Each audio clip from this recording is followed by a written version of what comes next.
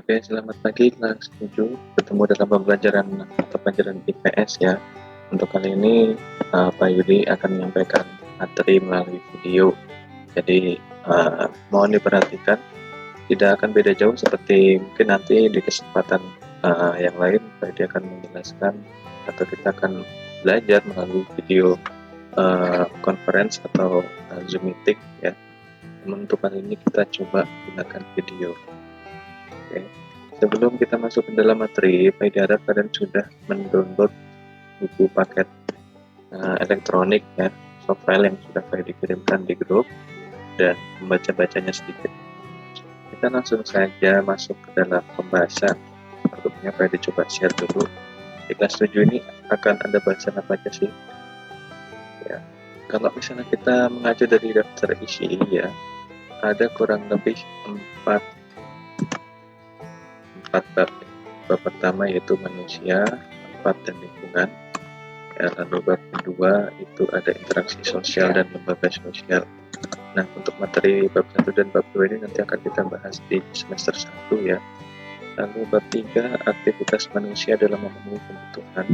Dan yang terakhir bab 4 itu adalah kehidupan masyarakat Indonesia pada masa praksara Hindu-Buddha dan Islam. Nah, ini terkait dengan sejarah. Jadi untuk semester 2 nanti itu akan ada bab 3 dan bab 4. Sedangkan semester 1 ada bab 1 dan bab 2. Oke, kita langsung masuk ke dalam materi yang bab 1 ya. Jadi tadi sudah mempersiapkan presentasi PowerPoint. Bab 1 mengenai manusia, tempat, dan lingkungan. Untuk di bab 1 sendiri ini akan dibagi jadi 6 subbab ya. Nah, lalu kita akan berproses tahap demi tahap, dan untuk di pertemuan hari ini kita akan membahas terkait dengan yang pertama ya, sub yang A, yaitu ruang dan interaksi antar ruang. Seperti itu. Oke. Berikutnya ada tujuan pembelajaran. Untuk di bab 1 ini, kira-kira apa sih yang akan diharapkan dari kalian setelah mempelajari di bab 1 ini? Yaitu ada dari sisi pengetahuan, ya, ada juga dari sisi keterampilan. Ya, untuk pengetahuan pasti yaitu memahami konsep ya tentang ruang. Nah, ini nanti kata kuncinya ada ruang. Lalu dan interaksi antar ruang di sini. Kata kunci lagi interaksi antar ruang. Lalu pengaruhnya terhadap kehidupan manusia. Lalu yang keterampilan nanti akan menjelaskan secara dalam bentuk lain ya, bukan tulisan, bisa juga dengan gambar atau dengan video ya, tapi nanti kita sesuaikan yang memungkinkan saja ya untuk pengambilan nilai keterampilan ini. Lanjut. Untuk bab 1 ada peta konsep, ini sama seperti yang ada di elektroniknya ya, yang software-nya ya, yaitu tentang perubahan karakteristik ruang. Nah, ini kita akan membahas tentang ruang. Ruang itu apa sih? Ruang itu bisa kita kategorikan sebagai tempat ataupun wilayah ataupun sesuatu yang ditinggali ya oleh manusia, oleh makhluk hidup ya, baik itu tumbuhan, hewan dan sebagainya. Dan juga tempat-tempat ataupun sesuatu yang ditinggali meskipun secara kita sebagai manusia nih ada yang tidak bisa menempatinya ya, misalnya ada di atas permukaan bumi seperti langit, ataupun juga di dalam tanah, ataupun juga di laut, itu juga bisa disebut sebagai ruang. Nah, lalu ruang ini ya akan menimbulkan yang namanya interaksi. Nah, interaksi itu adalah sebuah koneksi ya, ada hubungan ya. Lalu terkait dengan skala, terkait dengan peta nanti ya, bagaimana kita mempelajari Indonesia secara wilayah ya, secara ruang. Di sini ada Indonesia. Lalu akan mempelajari juga tentang penduduknya, etnik dan budayanya, etnisnya ya. lalu juga kondisi alam dan sebarannya. Nah, setelah itu ada mempelajari juga interaksi antar wilayah di Indonesia dari Sabang sampai Merauke, ya, seperti itu. Lalu dan berikutnya ini pengaruh-pengaruhnya, ya, ada perubahannya juga, seperti itu. Oke, lanjut kita bahas yang topik intinya, ya, pengertian ruang dan interaksi antar ruang. Ya, ruang adalah wadah atau dia tempat, bisa meliputi ruang darat, ruang laut, ya, ruang udara, termasuk ruang yang ada di dalam bumi, ya. Jadi bukan hanya di permukaan bumi, tetapi di bawah bumi juga kita bisa sebut sebagai ruang. Kenapa? Karena itu merupakan satu kesatuan wilayah. Ya, di bumi ini masih satu kesatuan wilayah yang terkoneksi, yang terhubung antara satu dengan yang lain. Di mana ada manusia, ya, ada manusia di sini dan juga ada makhluk hidup yang lain. Di mana manusia dan makhluk hidup itu melakukan kegiatan memelihara kelangsungan hidupnya. Ya, kalau manusia kan sebagai makhluk yang mulia, ya, makhluk paling sempurna lah dianggap dibanding dengan makhluk hidup yang lainnya, ya kan. Maka dari itu manusia nanti akan melakukan interaksi lebih banyak, ya, dibanding makhluk hidup seperti hewan ataupun tumbuhan. Nah, setiap ruang itu memiliki ciri khas dan karakteristik tertentu, ya, sini karakteristik tertentu sehingga membedakan satu ruang dengan ruang yang lain. Di antara satu tempat dengan tempat lainnya pasti memiliki perbedaan. Misalnya di daratan ini, ya, Tangerang, Kabupaten Tangerang dengan Kota Tangerang itu kan tidak sama pasti, meskipun dua-duanya disebut Tangerang. Apalagi yang ada di daerah lain, ya, baik itu yang ada di permukaan tanah, di dalam tanah ataupun di sekitar. Seperti itu. Nah, ini kita lihat ada peta di screenshot dari Google Maps, ya. Di sini kita bisa lihat bandara, ya, masuknya Kota Tangerang. Kalau misalnya Kabupaten Tangerang, nah ini sekolah kita nih, SMP Yosudarso di sini, ya. Secara warna itu juga berbeda, ya, antara Kabupaten Tangerang dengan Kota Tangerang, ya kan. Kabupaten Tangerang di sini masih ada hijau banyak, hijau-hijau, ya. Artinya apa? Masih banyak lahan kosong, pohon-pohon, ya kan. Tapi di Tangerang meskipun ada pohon, tetapi jumlah pohon ataupun sebaran-sebaran lahan hijaunya itu sudah sangat sedikit sekali, ya. Nah, itu terkait dengan tumbuh-tumbuhan, misalnya lahan hijau.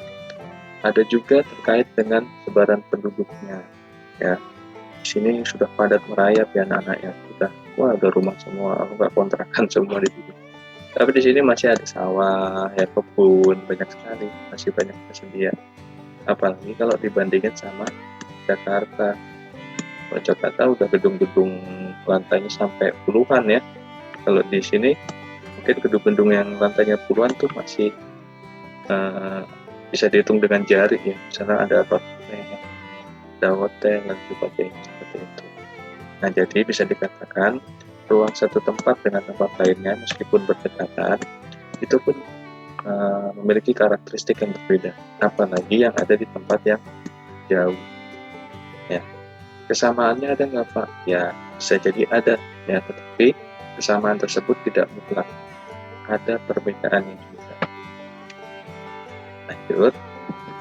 Nah, perbedaan antar ruang, ya, antar tempat tadi ini bisa menyebabkan adanya interaksi, ya, bisa menyebabkan adanya interaksi.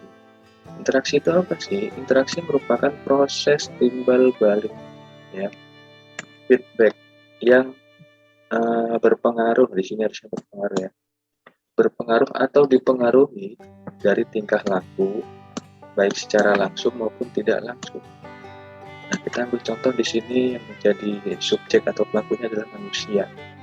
Ya, ketika manusia melakukan hubungan, ya, terkait dengan tingkah laku mereka dari satu tempat dengan tempat lain, ya, maksudnya antara manusia di satu tempat dengan manusia di tempat lain, itu bisa berbentuk atau bisa kita sebutkan sebagai interaksi.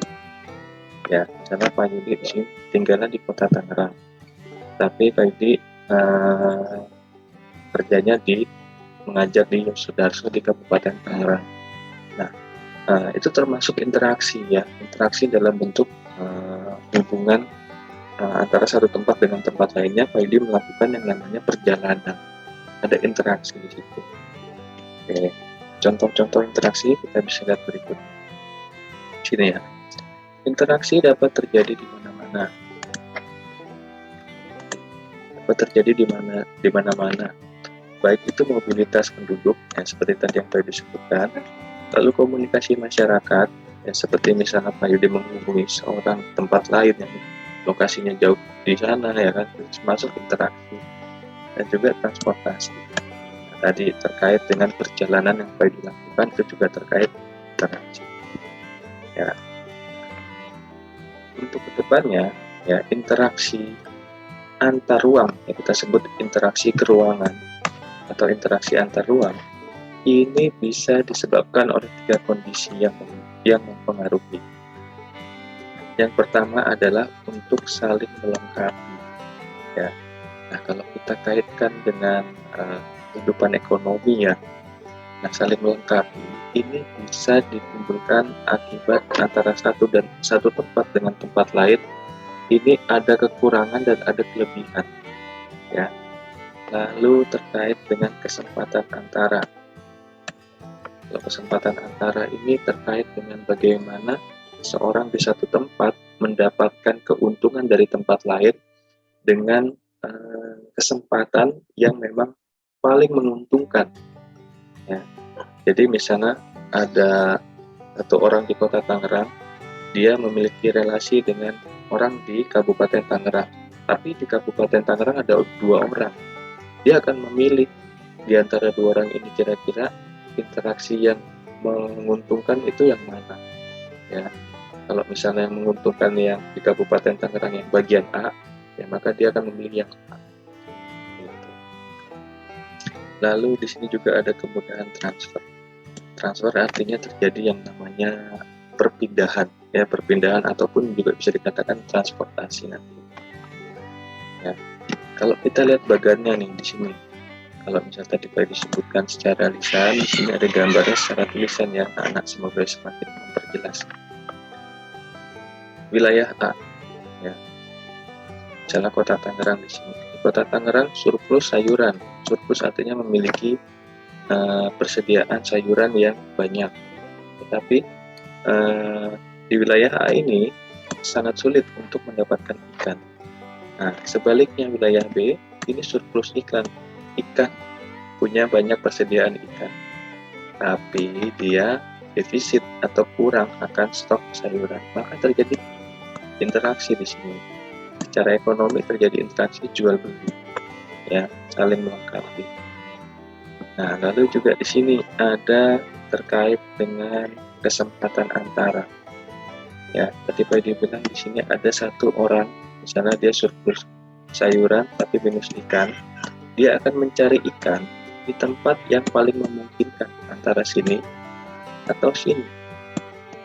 Ya, karena di sini letaknya agak jauh ya. Kalau misalnya kita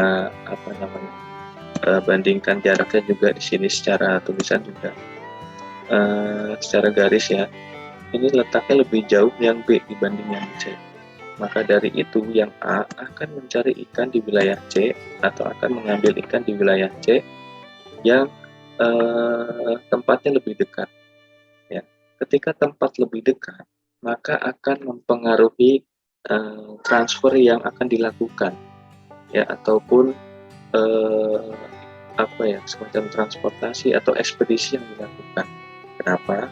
Karena semakin dekat ya jarak yang diperlukan dalam proses interaksi ini, semakin murah juga atau semakin mudah juga, semakin cepat juga untuk mendapatkan barang tersebut. Ya. Nah, terkait dengan ini, ya, ada pertanyaan sedikit di sini. Apakah saat ini interaksi masih bergantung pada keruangan? Kalau misalnya kita mengikuti perkembangan zaman di mana ada revolusi 4.0 ya.